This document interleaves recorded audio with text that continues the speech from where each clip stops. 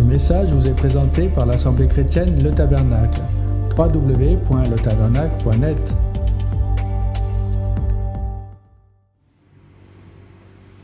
Bien souvent, nous voulons contrôler nos vies, voulons diriger nos vies comme nous l'entendons, alors que ce que le Seigneur nous demande, c'est de nous abandonner afin que lui seul soit le maître de nos vies et conduise nos vies comme nous le voulons. Pour que nous grandissions, pour que nous accomplissions ses œuvres, pour que nous soyons dans sa volonté, pour que nous soyons dans la paix, pour que nous soyons dans la joie, pour que nous soyons dans l'amour. Mais avant tout cela, il faut que le cœur soit nettoyé. Il faut que notre moi, il faut que le moi, Hugo, s'efface pour laisser toute la place à Christ.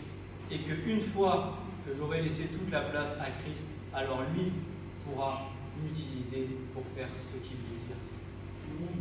Mais pas moi qui agisse, mais lui à travers moi, lui à travers vous, lui à travers chacun de ses serviteurs. Parce que les vierges sages, qui auront été attentives à l'Esprit Saint et qui auront rempli leur lampe d'huile, comme le disait mon frère, auront été attentives à ce que l'Esprit de Dieu leur aura dit et auront été obéissantes à ce que Dieu leur a demandé de faire. Elles n'auront pas vécu comme du temps de Noé, mais elles auront vécu dans l'obéissance et dans la sagesse de Dieu.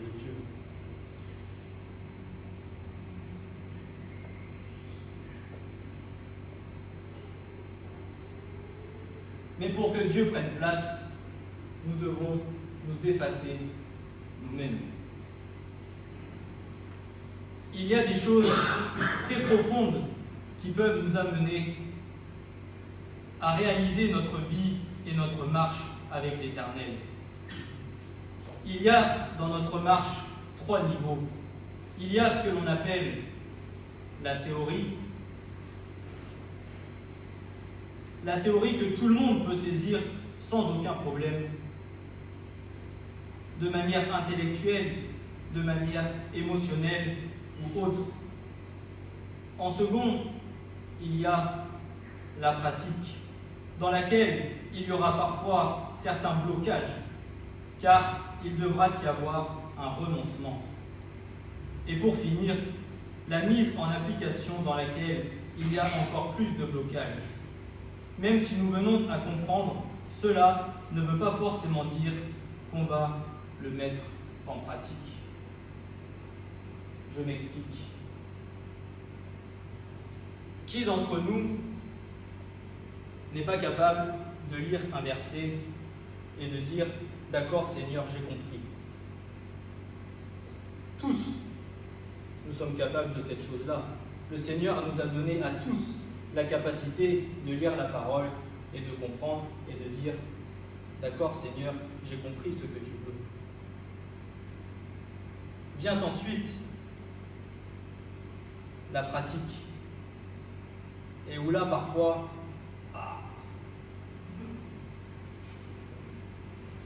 ça commence à bloquer. Pourquoi ? Parce que cela nous amène à un renoncement de nous-mêmes dans des choses que la chair a l'habitude de faire et pour laquelle ces choses-là ne sont pas forcément bonnes et contre laquelle nous devons prendre position face à elles.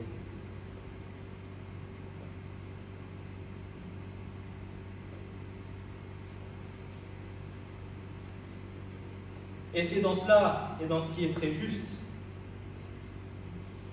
que le Seigneur et que l'Éternel n'attend pas des chrétiens religieux, mais attend des disciples en feu. Parce que le disciple qui est en feu pour l'Éternel fera ce que le Seigneur, l'Éternel, son Dieu, lui demande de faire. Non pas afin de faire les choses comme lui voudrait les faire, mais les fera selon la volonté du Père, par obéissance et par amour à l'Éternel.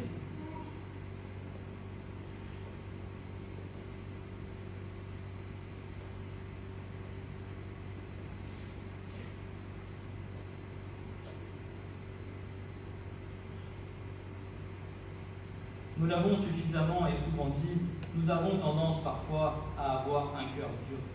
Il y a des choses que nous allons accepter, que nous allons mettre en pratique, mais dès que cela va venir nous toucher dans un point sensible de nos vies, où nous aurons de gros efforts à faire, alors des fois, c'est plus compliqué. Et c'est sur ces points-là que le Seigneur, bien souvent, va venir nous attendre afin que nous soyons pleinement transformés par sa gloire et pour lui.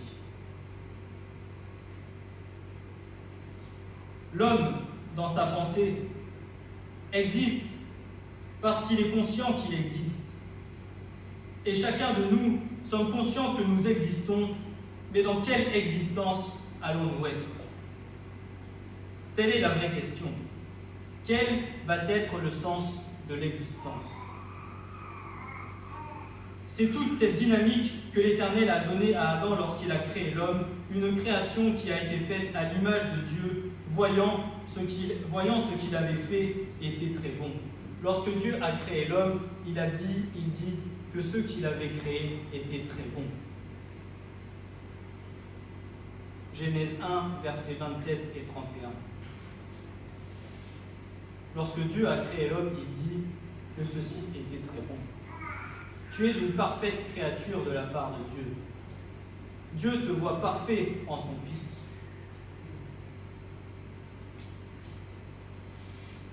Dieu ne te voit pas là aujourd'hui comme tu es au 21 juin. Il te voit déjà parfait parce que Christ vit en toi. Mais malgré tout, chaque jour de nos vies, nous avons encore des efforts à faire pour être transformés à la plénitude de Christ et arriver à sa stature parfaite. Mais si nous ne mettons pas de côté et que nous n'effaçons pas ce qui vient,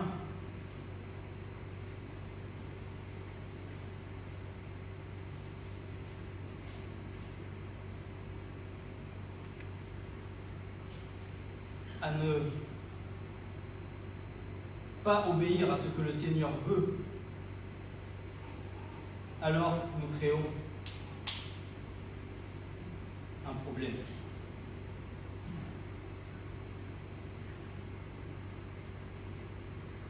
Il est vrai que l'on attribue en règle générale l'ego, le moi, à l'humain parce que c'est quelque chose qui va toucher un autre niveau de sa personne.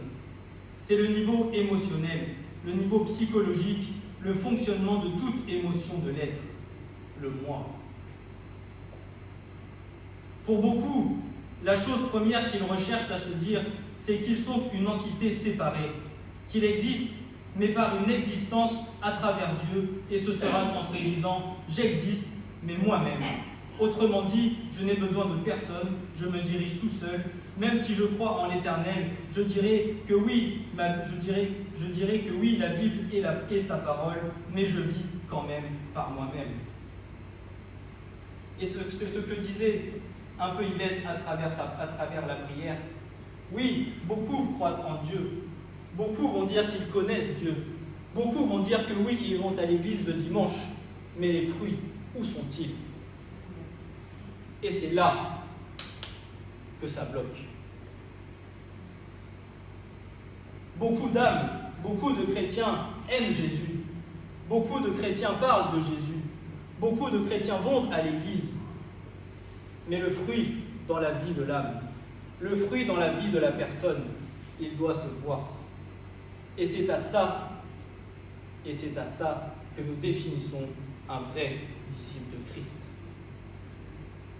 Ce n'est pas parce qu'il passe cette porte tous les dimanches, mais c'est parce qu'il va venir mettre en pratique la parole de Dieu par amour, qu'il va s'effacer lui-même pour laisser place à l'Esprit de Dieu, pour être transformé, renouvelé en sainteté de vie, afin que la lumière de Christ resplendisse dans sa vie et le transforme. Une transformation. Une métamorphose. Pour ceux qui ont réellement rencontré Jésus-Christ dans leur vie, beaucoup de proches et de membres de leur famille leur diront, une fois qu'ils ont rencontré Jésus, ils diront, mais ce n'est plus la même personne, il n'est plus comme avant. Le Seigneur l'a transformé Gloire à Dieu pour ce que le Seigneur fait.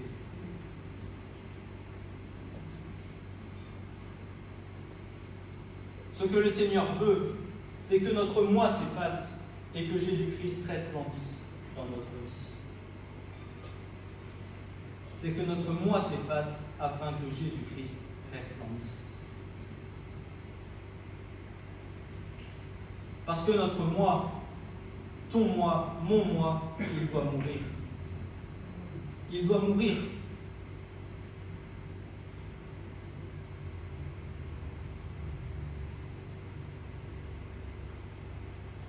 Mais c'est une volonté de cœur. C'est un désir de cœur. Parce que dans le fond, un chrétien peut-être qui va venir à fumer, par exemple, sait qu'au fond, ce qu'il fait n'est pas bien. Oui, il y a des combats. Oui, c'est difficile. Mais quel est le désir de son cœur? Est-ce que oui, Seigneur, je veux arrêter? Est-ce que oui, Seigneur, je veux que tu m'aides à arrêter? Ou est-ce que, Seigneur, tant pis, je fais abstraction de cela et je continue ma vie comme je l'entends?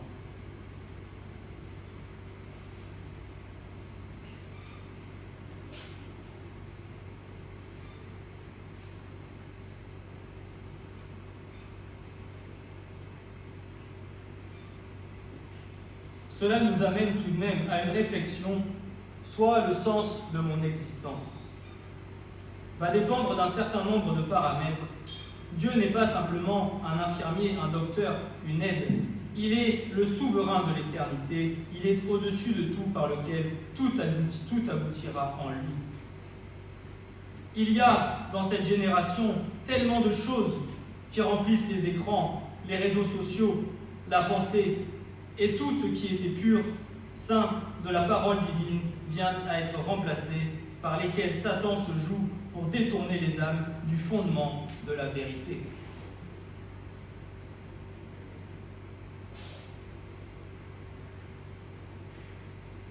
Dieu a un plan pour nous, mais n'oublions jamais que Satan a aussi un plan pour nous.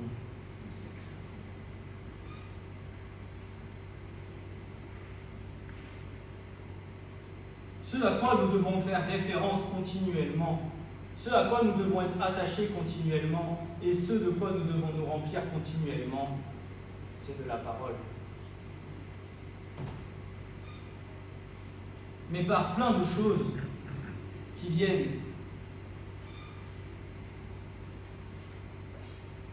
diverger autour de nous tous, nous avons tendance parfois à être trop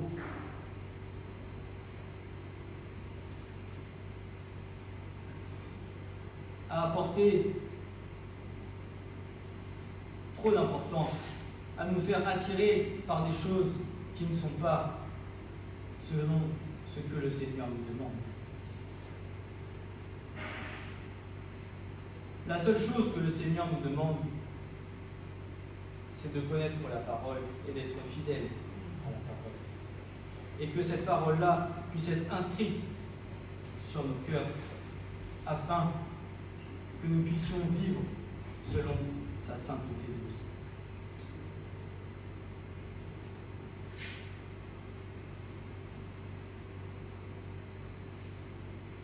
L'effort humain et la volonté de vouloir faire la volonté divine est moindre. De vouloir faire la volonté divine est moindre. De plus en plus,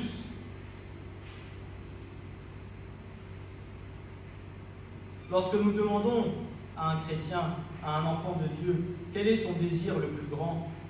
Est-ce que beaucoup répondent, mon désir est de faire la volonté de Dieu? Ou est-ce qu'il vous répondra autre chose? Quel est ton plus grand désir?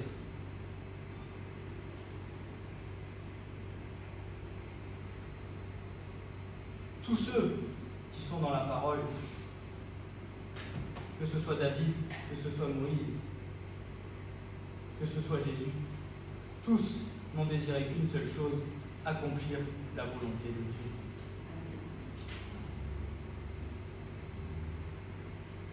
Et je crois qu'ici, c'est la volonté de nous tous, non pas de faire notre volonté, mais d'accomplir la volonté de Dieu, premièrement.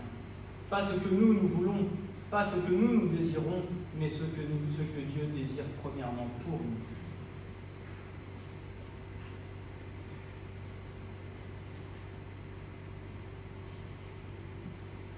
Seigneur, j'aimerais aller m'installer aux Caraïbes. Oui, mais c'est pas ça, c'est pas ça le coup. Moi, je veux que tu restes à mon pays.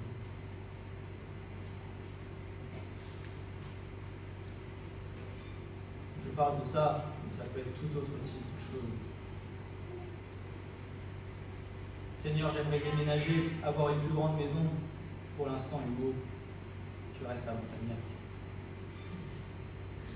Ce n'est pas ce que je veux moi, c'est ce que Dieu veut pour nous.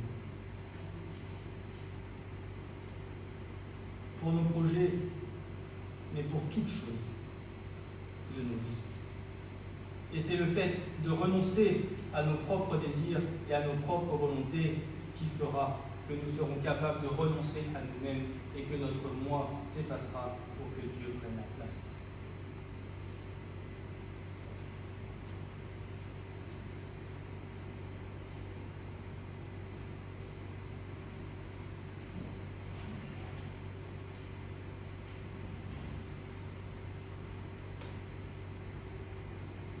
L'effort humain et la volonté de vouloir faire la volonté divine est moindre.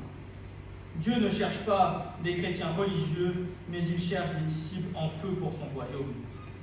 Beaucoup cherchent à vivre dans leur matérialité, et ce qui va être important, c'est d'obtenir un certain nombre de choses afin de construire son identité dans la matérialité de ce monde, ayant pour semblant une certaine sécurité.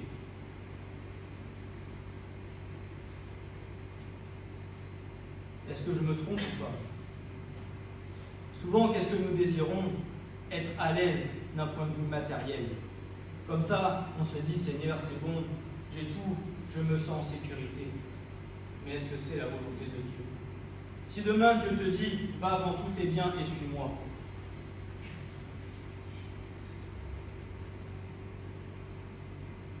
Si demain Dieu te dit et te donne comme ordre, va, viens, vends tous tes biens et suis-moi. Est-ce que tu vends ta maison? Est-ce que tu vends ta voiture? Est-ce que tu arrêtes ton travail? Et est-ce que tu suis l'Éternel? Parce que le jour où le Seigneur te dira ça, tu n'auras peut-être pas la vision de ce vers quoi le Seigneur veut t'emmener. Mais pourtant, le Seigneur te demandera d'être obéissant.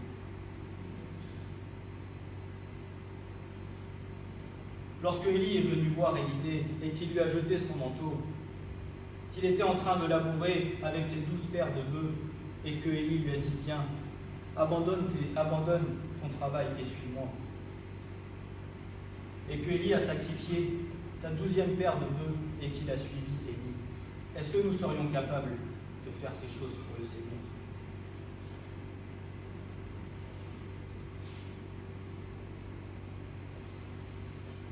Pas ce que tu veux, ce que Dieu veut.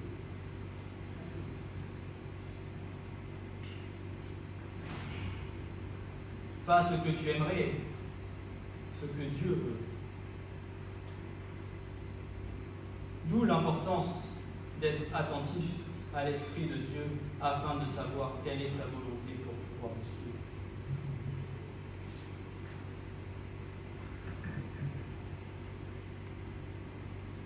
Beaucoup cherchent donc à vivre dans la matérialité et ce qui va être important, c'est d'obtenir un certain nombre de choses afin de construire son identité dans la matérialité de ce monde, ayant pour semblant une certaine sécurité.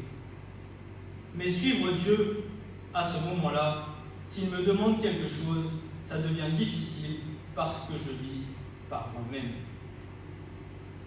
Si tu vis par toi-même, lorsque le Seigneur te le demandera, ce sera trop compliqué puisque tu as décidé de faire ta propre volonté. Pas celle du Dieu divin, pas celle que le Seigneur Jésus t'a demandé de faire, mais ta volonté personnelle.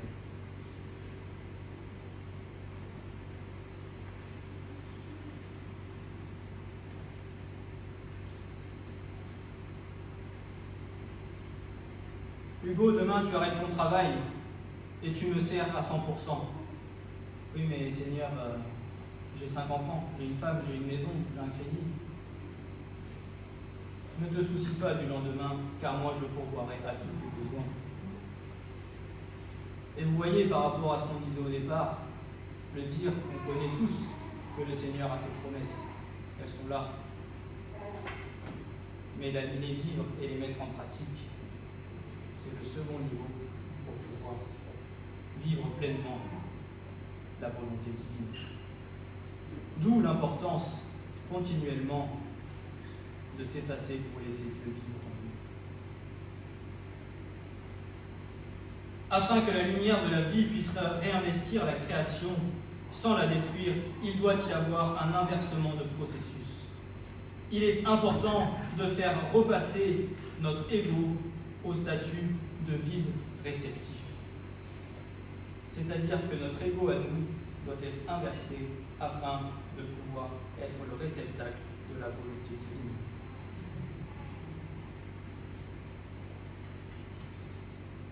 Notre existence dans notre relation avec Dieu à travers son Fils Jésus-Christ est fondamentale pour l'avancée de notre marche, de notre foi et de notre vie. Pour ceux n'ayant pas encore rencontré le Christ, l'homme a encore conscience d'exister, mais séparément de Dieu. Autrement dit, il a une conscience de l'existence de Dieu sans qu'il soit présent, inclus, et qu'il fasse partie de son quotidien, de sa vie et de sa manière de vivre.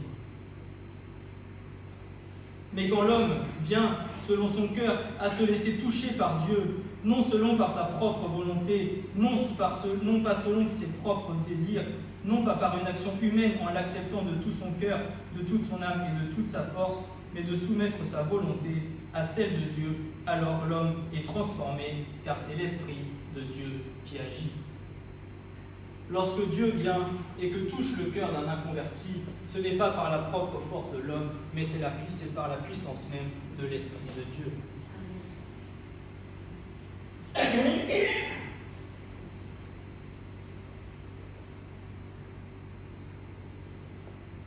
Et par rapport à ce que je disais, avant que je rencontre pleinement le Seigneur, oui, je connaissais Dieu.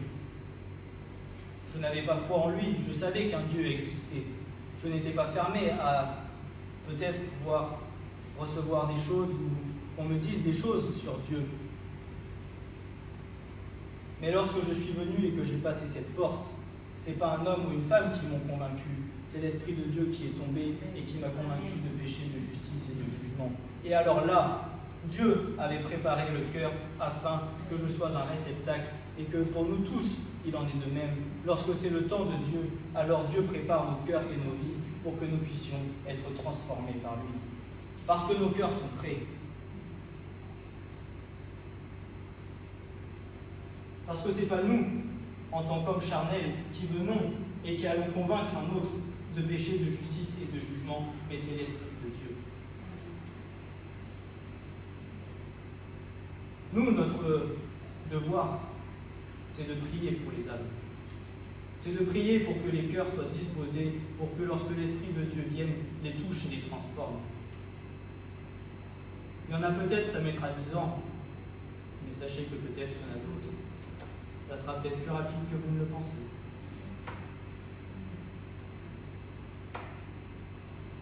Nul ne connaît les temps de Dieu, mais ce que le Seigneur demande, c'est de prier. De prier pour les âmes qui se perdent. Parce que Dieu a des plans pour chacun des membres de sa création. Qu'ils ne le connaissent ou qu'ils ne le connaissent pas, même pour ceux du dehors, Dieu a un plan.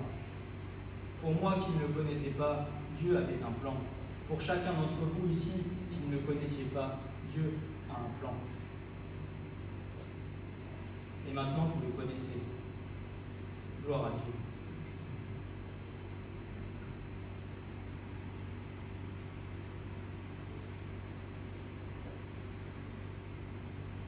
Mais cette transformation progresse tout au long de notre vie spirituelle et pas en une seule fois.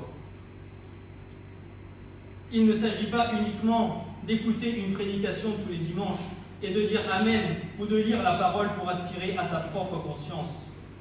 Ce que le Seigneur attend, c'est un abandon total de toi-même auprès de lui afin de voir les fruits dans ta vie par une transformation visible.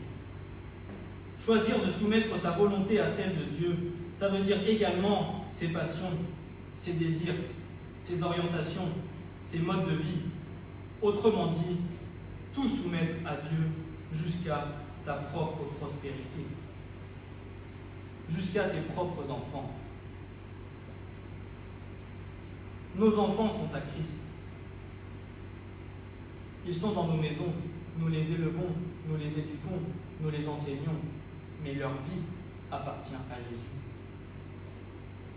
Jésus nous les a confiés afin que nous, en tant que père, en tant que mère, nous les enseignions, nous les formions, nous les amenons sur le chemin de la vérité. Mais ensuite, eux auront leur choix et leur décision à prendre devant Jésus, devant le Christ. Oui, Seigneur, je veux te suivre. Non, Seigneur, je ne peux pas.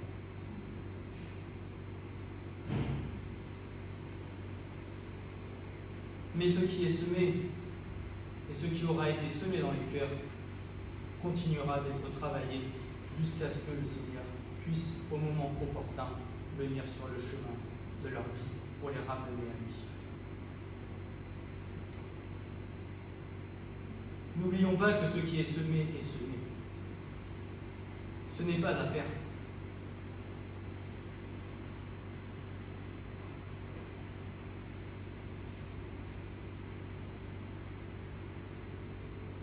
Dieu attend une annulation de notre existence par la chair afin de nous soumettre entièrement à lui. L'annulation de l'existence, c'est faire en moi-même une séparation intérieure pour suivre la volonté de Dieu, parce que je dois me séparer de moi-même afin que celui-ci ne soit pas un obstacle pour ma propre vie. Et c'est ce que je disais tout à l'heure, que notre moi ne soit pas un obstacle pour que la volonté de Dieu s'accomplisse.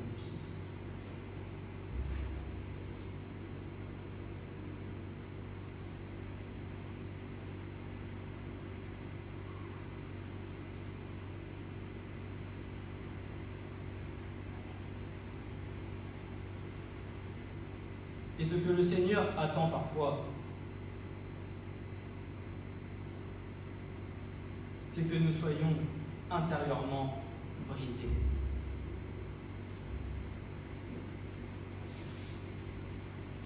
Non pas brisés pour être détruits et nous faire du mal.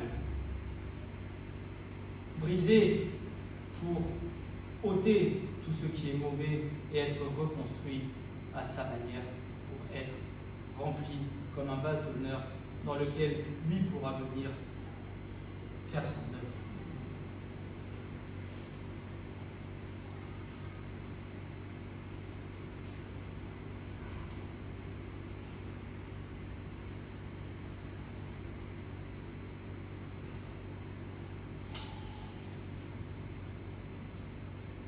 Pour certains, l'homme d'un point de vue charnel n'a même plus de conscience de s'annuler par un abandon total. Ce n'est pas parce que tu vas faire certaines choses de conformité sous forme religieuse que tu seras agréé de Dieu. Ce n'est pas parce que tu feras quelque chose ou certaines choses selon une certaine forme de conformité que tu seras agréé de Dieu. Ce que Dieu veut, c'est la conformité de ton cœur. Ce que Dieu veut, c'est la conformité de ton cœur. Pas que tu le fasses en apparence. Pas que tu le fasses pour montrer que tu es bien. Il veut que tu le fasses par amour pour lui. Amen. Si tu dois le faire pour te dire, si je fais cela, alors je serai agréable à Dieu, sans avoir déchiré ton cœur, alors ne le fais pas. Mais si vraiment tu le fais en déchirant ton cœur et en disant « Seigneur, parce que je t'aime, alors je fais ce que tu m'as demandé », alors ça n'a pas la même impact dans les lieux célestes. Quel que soit le choix, quelle que soit la décision, quel que soit ce que Dieu demande de faire, si tu obéis avec ton cœur, alors cela n'aura pas le même impact que si tu obéis simplement par intelligence, parce que tu sais que c'est ce que Dieu veut faire, mais que ton cœur ne veut pas.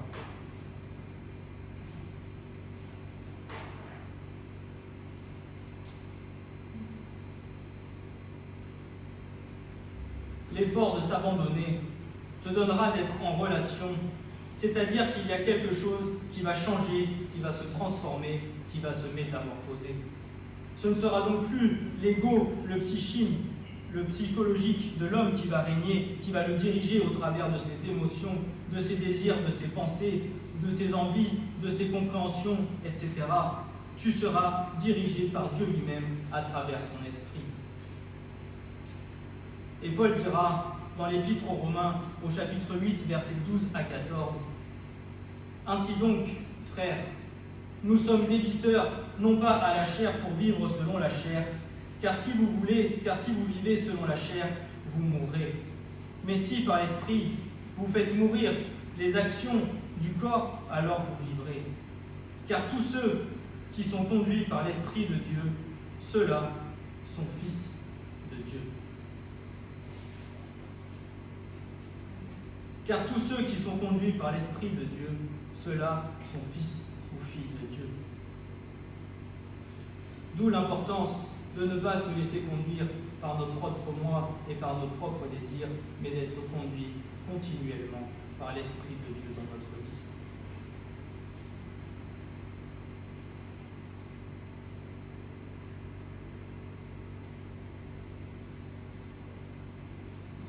Parce que si nous n'accomplissons pas les choses selon l'Esprit, alors comment voulons-nous que la volonté de Dieu s'accomplisse ici-bas sur la terre si nous-mêmes ne sommes pas capables d'être soumis à notre autorité et à accomplir ce que Dieu veut pour nous utiliser sur la terre?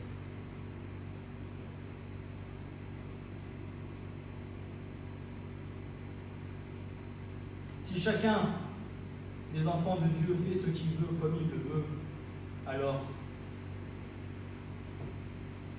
c'est le tout évolue, c'est le bazar. Mais tout ce que Dieu fait et tout ce que Dieu demande est parfait et organisé. Et Dieu sait ce vers quoi il veut nous emmener.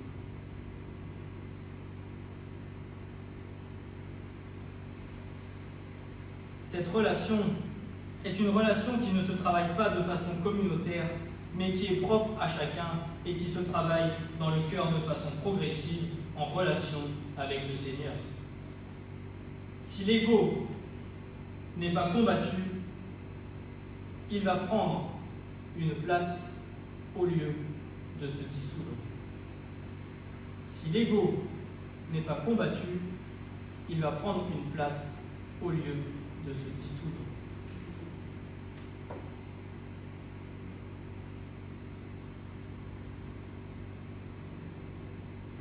C'est-à-dire que tant que ton moi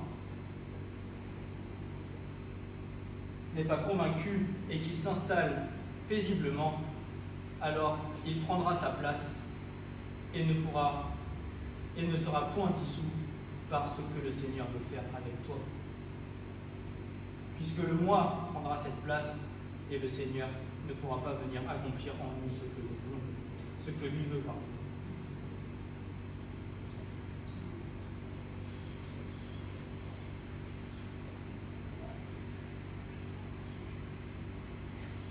Autrement dit, il va prendre une place où Dieu n'a pas sa place. La question à se poser, que nous avons déjà tous entendue, c'est: est-ce que Dieu a vraiment une place dans ma vie?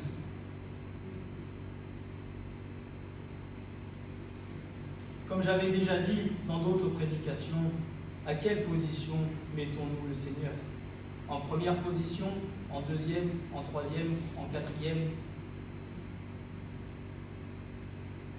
Pourtant, la parole de Dieu est claire.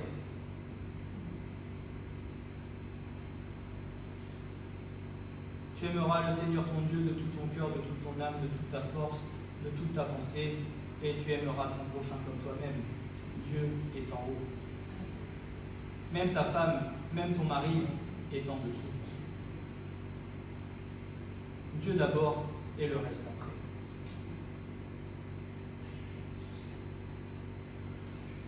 De même, les paroles de Dieu ne se maintiennent que chez celui dont l'esprit est humble. Il y a beaucoup de travail à faire. Pour Dieu, l'humilité fait partie des traits de caractère. les plus importants, simplement nous devons veiller à l'orgueil spirituel, à l'orgueil de la vie et toute autre forme d'orgueil. Le fait de vouloir exister par soi-même donne des formes d'orgueil, d'existence, en quelque sorte d'être visible dans une image, montrant toute notre existence à travers notre moi et non pas à travers Dieu. Si on m'aime, si on m'apprécie, si on manifeste une forme affective, alors j'existe parce que c'est de cela que mon existence vient à se nourrir. Ne cherche pas premièrement à être aimé de l'homme, à être apprécié de l'homme, mais cherche premièrement à être apprécié de Dieu.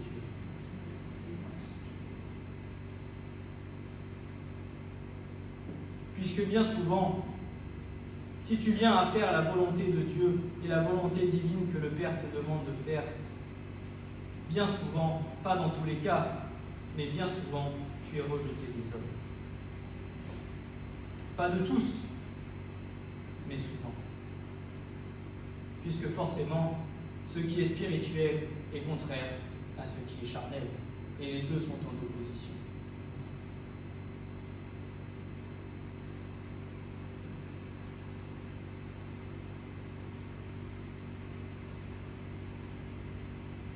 Pierre dira dans 1 Pierre 5, versets 5 à 7, 1 Pierre 5, versets 5 à 7, pareillement, vous, jeunes gens, soyez soumis aux anciens et tous les uns à l'égard des autres. Soyez revêtus d'humilité, car Dieu résiste aux orgueilleux, mais il donne la grâce aux humbles. Humiliez-vous donc sous la puissante main de Dieu, afin qu'il vous élève quand le temps sera venu. Rejetant sur lui tout votre souci, car il a soin de vous. Rejetant sur lui tout votre souci, car il a soin de vous. Même si vous venez à souffrir parce que vous voulez servir l'Éternel, le Seigneur sait votre souffrance et il prendra soin de vous.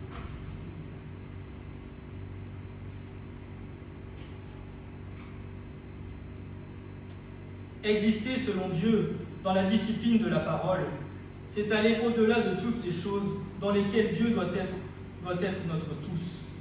Ton rôle et ta propre satisfaction, c'est de te dire que tu as servi ton maître comme tu as pu. Lui seulement jugera tes actions et chacune de ceux qui le servent. Tant qu'un homme étudie la parole uniquement de manière intellectuelle, car la parole peut être pour certains uniquement un manuel de pratique, de conformité ou d'appartenance, comme c'est le cas malheureusement pour beaucoup se disant chrétiens, alors dans ce cas, et ce qu'il ne faut pas, c'est que cette parole reste en dehors de nous, mais au contraire, que son message doit s'inscrire en nous. La parole de Dieu ne doit pas être un simple instrument, un simple livre que tu lis pour rassurer ta conscience et dans lequel rien ne vient à rester dans ton cœur et pour lequel tu n'y attires aucune importance, si ce n'est de rassurer ton moi. Ce que le Seigneur veut, c'est que sa parole s'inscrive dans ton cœur. C'est que ton cœur soit comme un livre ouvert où sa parole est gravée en lettres d'or. Et quel que soit le lieu, l'endroit dans lequel tu seras, alors par l'Esprit, le Seigneur te donnera les bonnes paroles à donner à celui qui sera avec toi.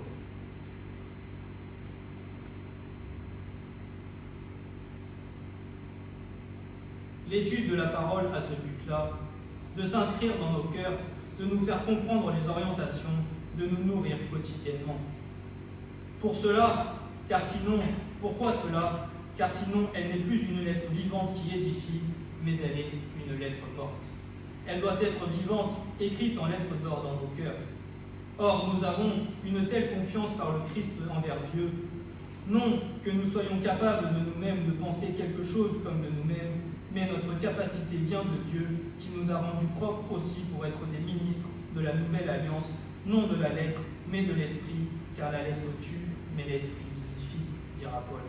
2 Corinthiens 3, versets 4 à 6. Il y a dans la puissance divine quelque chose qui va venir briser nos structures si nous le souhaitons. Pour cela, il nous faut rentrer dans une vie de prière profonde par l'Esprit en étant conduits par lui, se faisant petit à petit, et qui va venir travailler tous les aspects du cœur, dans la parole, dans la prière, mais avec un but qui doit véritablement t'élever dans ta foi. Jésus-Christ va venir alors nous emmener dans une autre dimension, où nous entrons dans une autre puissance que nous-mêmes, que nos propres forces.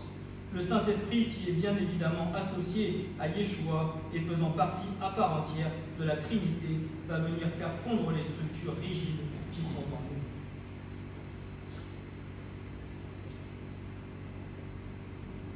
Et lorsque j'ai eu ce passage, j'avais en image, vous savez, comme des IPN qui soutiennent toute une structure. Vous savez ce que c'est un IPN? Les grosses barres de fer qui soutiennent tout un bâtiment. Et bien à un moment donné, qu'est-ce que le Seigneur veut? C'est que cette structure que nous nous sommes nous-mêmes créée soit détruite afin que lui nous rebâtisse pas selon sa volonté.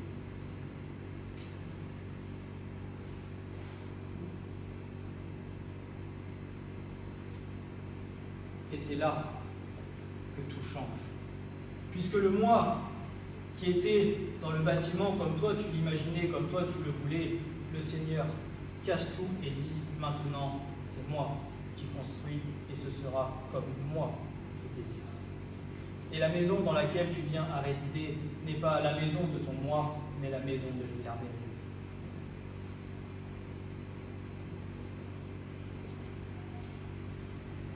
À chacun d'entre nous d'en juger son propre désir de cœur et ce que nous voulons pour lui.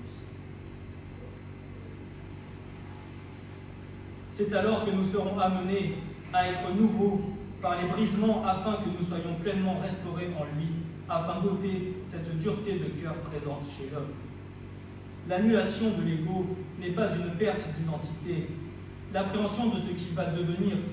Si on comprend que ce n'est pas la perte d'identité, mais la dissolution d'une fausse structure en soi dont le maître est l'orgueil. Ce que Dieu veut faire, c'est faire ressortir notre véritable identité afin que le flux de l'Esprit Saint puisse agir et se manifester en nous, car il lui faut un canal pour l'action, pour irriguer ce qui doit être transformé.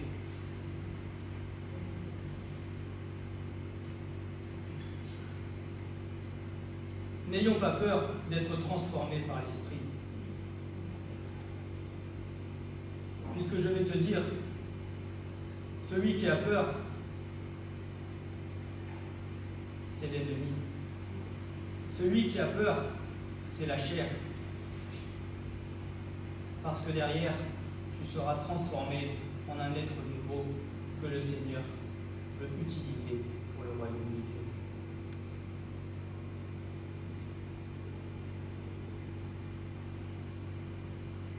Afin que chacun d'entre nous puissions être des canaux dans lesquels un flux va se créer entre le haut et le bas.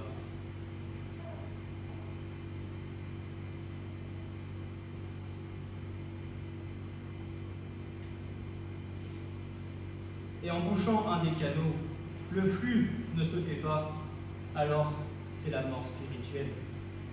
Nous devons avoir cette audace sainte et ce courage pour dire à Dieu, maintenant brise-moi afin de venir détruire l'ego. Il faut que nous puissions avoir ce courage, cette force, pour que nous puissions nous laisser transformer pleinement par l'Esprit. Et c'est un travail quotidien. Ce ne sont pas des choses qui se font du jour au lendemain. C'est un exercice. Mais le Seigneur attend de nous que nous soyons tous pleinement transformés en lui. Que nous n'existions plus par notre propre moyen, par nos propres chairs, par nos propres désirs et notre propre volonté, mais que nous existions par la manifestation de l'Esprit de Dieu en nous. Et je terminerai par ce passage de Jacques 1, versets 22 à 25, qui dira « Mais mettez la parole en pratique et ne l'écoutez pas seulement, vous séduisant vous-même. Car si quelqu'un écoute la parole et ne la met pas en pratique, il est semblable à un homme qui considère sa face naturelle dans un miroir. Car il s'est considéré lui-même et s'est en allé, et aussitôt il a oublié quel il était. Mais celui qui aura regardé de près dans la loi parfaite, celle de la liberté, et qui aura persévéré, n'étant pas aucun auditeur oublieux, mais un faiseur d'œuvres, celui-là, bienheureux, celui-là sera bienheureux dans son faire. Amen.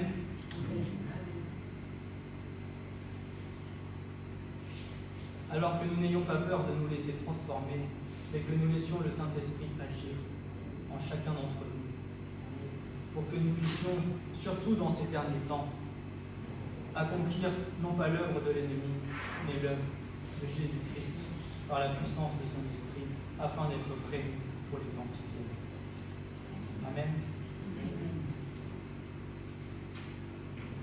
Que le Seigneur bénisse chacun d'entre vous d'être venu ce matin pour le louer, pour l'adorer.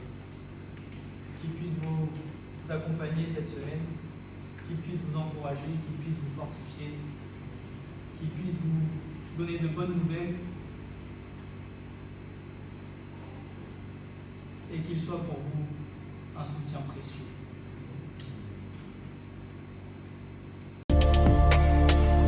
Ce message vous a été présenté par l'Assemblée chrétienne Le Tabernacle. www.letabernacle.net